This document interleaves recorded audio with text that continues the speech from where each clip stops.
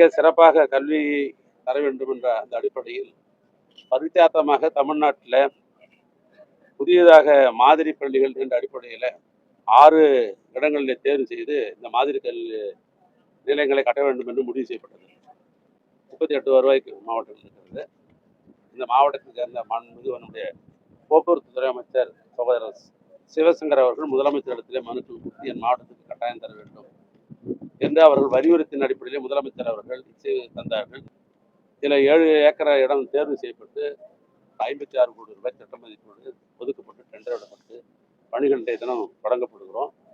இதில் 2,10,000 சதுர அடிகள் கொண்ட கட்டடங்கள் உள்ள ஒரு வளாகம் தான் இந்த வளாகம். இதில் மாதிரி பள்ளிக்கூடம் என்ற அடிப்படையில் 22 வகுப்பறைகளை கொண்ட ஒரு மாதிரி பள்ளிக்கூடம், அதில் 3 ஆய்வகங்கள், கணினி ஆய்வகங்கள், நூலகம், கூட்டரங்கம், இது அந்நில் விடுதிகள், இங்கேயே தங்கி படிக்கிற விடுதிகள், 3 வேளை உணவோட தங்கி படிக்கிற விடுதிகள், ஒன்று ஆண் விடுதி, ஆண் பிள்ளைகள் விடுதி, இன்னொன்று பெண் பிள்ளைகள் விடுதி, 2.